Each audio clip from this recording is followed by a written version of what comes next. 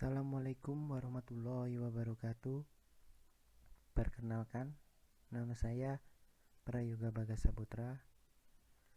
Mata kuliah Ekonomi Mikro Islam dari kelas Ekonomi Mikro Islam B.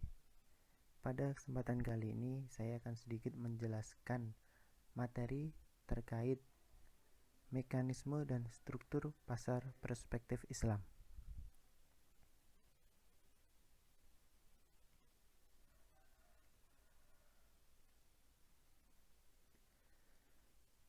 Pada kesempatan kali ini saya akan membandingkan dua jurnal terkait dengan mekanisme dan struktur pasar perspektif Islam.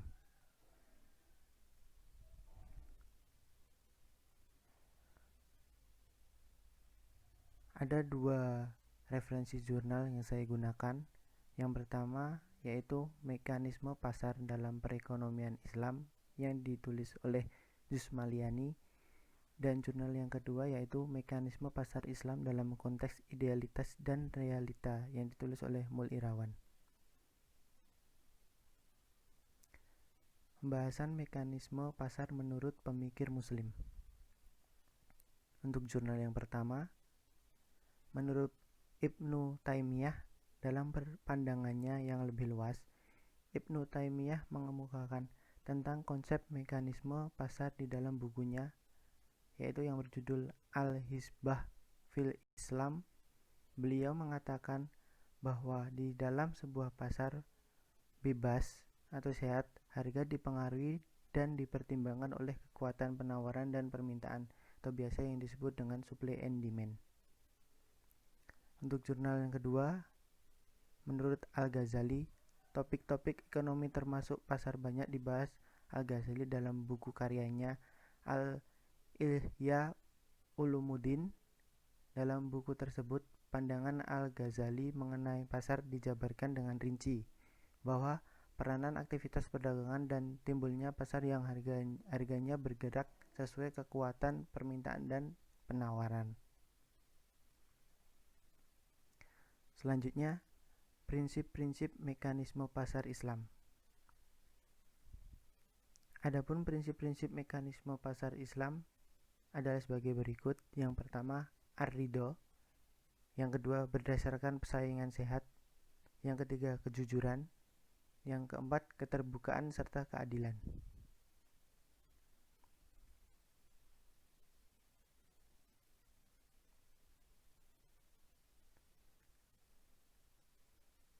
Untuk jurnal yang kedua, setiap bentuk yang dapat menimbulkan ketidakadilan itu dilarang.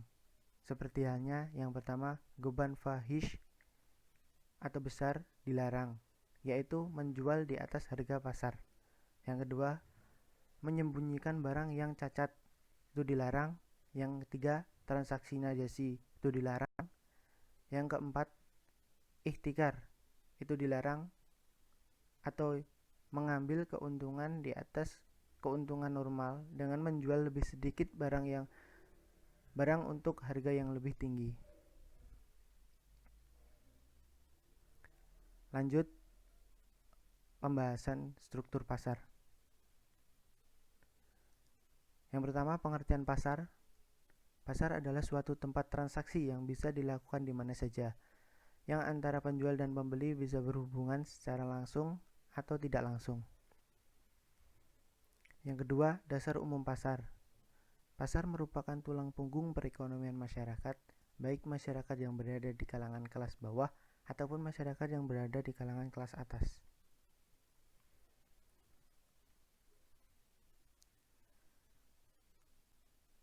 Pengertian struktur pasar. Struktur pasar memiliki suatu pengertian, yaitu penggolongan produsen kepada beberapa bentuk pasar berdasarkan pada ciri-ciri, misalnya seperti jenis produk yang dihasilkan, banyaknya perusahaan dalam suatu industri, mudah tidaknya keluar atau masuk ke dalam industri, dan peranan iklan dalam kegiatan industri. Lanjut ke fungsi pasar. Menurut jurnal pertama, ada 3 fungsi pasar, yaitu yang pertama, menetapkan nilai-nilai harga dasar pasar. karena harga merupakan alat ukur suatu nilai dasar pasar. Yang kedua, pasar mendistribusikan suatu produk itu bersangkut paut dengan masalah untuk siapa barang dihasilkan. Yang terakhir, pasar menyimpulkan semua produk itu melalui faktor biaya. Untuk jurnal yang kedua, fungsi yang pertama, pasar melakukan pembatasan, yang ini merupakan inti dari penentuan harga karena pasar akan membatasi tingkat konsumsi. Fungsi yang kedua, pasar juga menyediakan barang dan jasa untuk keperluan di masa akan datang. Dan yang terakhir, pasar dapat memecahkan berbagai masalah perekonomian rumah tangga. Lanjut, bentuk dan tipe suatu pasar. Yang pertama, ada pasar persaingan sempurna. Pasar persaingan sempurna adalah struktur pasar yang paling ideal karena sistem pasar ini dianggap bisa menjamin adanya kegiatan memproduksi barang atau jasa yang tinggi. Akan tetapi, pada prakteknya tidak mudah untuk mewujudkan sebuah pasar yang mempunyai struktur persaingan sempurna. Yang kedua ada pasar persaingan tidak sempurna.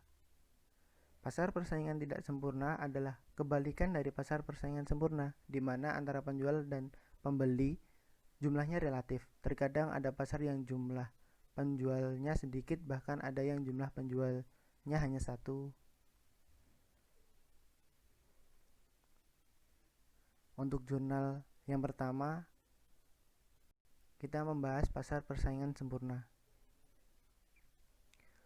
Ciri-ciri pasar persaingan sempurna antara lain banyak penjual dan pembeli, barang yang dijual homogen, kebebasan akses untuk keluar atau masuk pasar, mobilitas faktor produksi tersedia, pembeli dan penjual mengetahui informasi pasar. Lanjut untuk pembahasan jurnal yang kedua, yaitu pasar monopoli.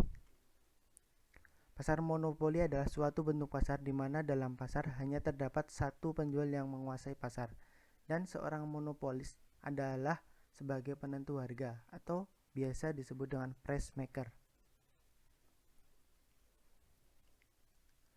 Dasar umum pasar monopoli adalah yang pertama, hanya terdapat satu penjual pasar.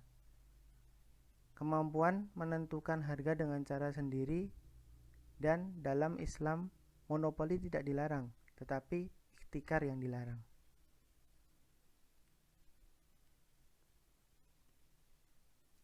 Selanjutnya, pasar monopoli badan usaha milik negara. Yang pertama ada Telkom Indonesia. Yang kedua adalah PT KAI. Yang ketiga ada Pertamina. Yang keempat Angkasa Pura Airports. Dan yang terakhir ada PLN. Baik, mungkin sedikit informasi yang dapat saya sampaikan pada materi kali ini. Kurang lebihnya saya mohon maaf. Wassalamualaikum warahmatullahi wabarakatuh.